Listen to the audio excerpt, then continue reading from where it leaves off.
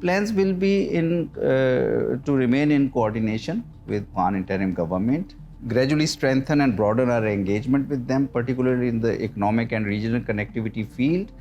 Now Afghanistan faces many challenges because of lack of foreign funding, lack of international assistance, and also restrictions on their own funds, which have been which are not being provided, their foreign reserves which are not being provided to them, and then also banking restrictions which prevent them from maintaining normal business and trade relations with the rest of the world, particularly neighboring countries and the region.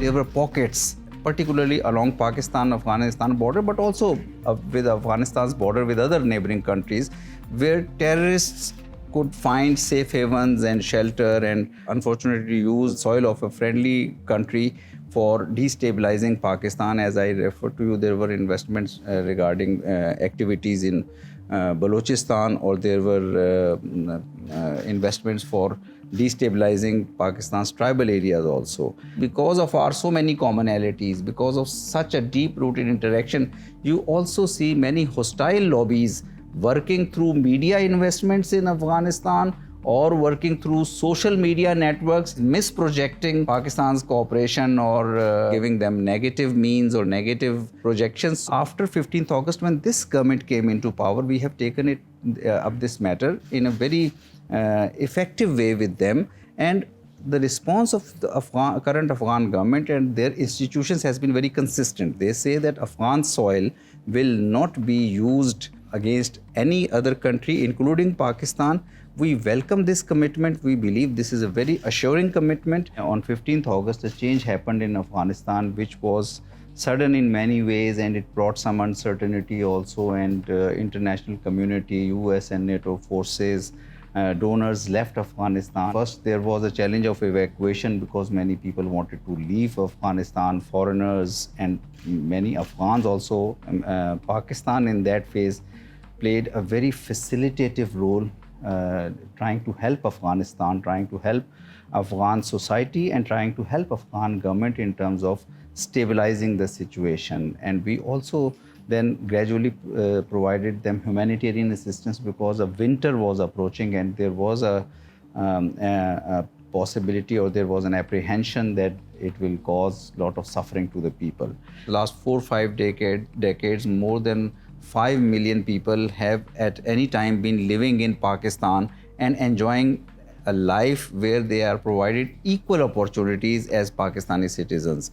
Afghan students have been coming to Pakistan in a regular manner every year. Pakistan provides 1,000 scholarships, but on self-financing, a large number of Afghans come to Pakistan in addition to that 1,000 number.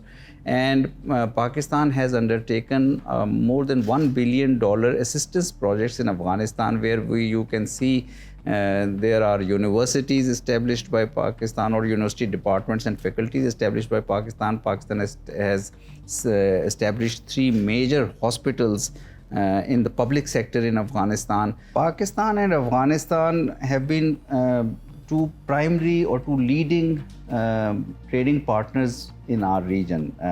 At one point in 2012 or 13, our bilateral trade with Afghanistan was touching $3 billion, and both countries were planning that the target should move to $5 billion or even $10 billion.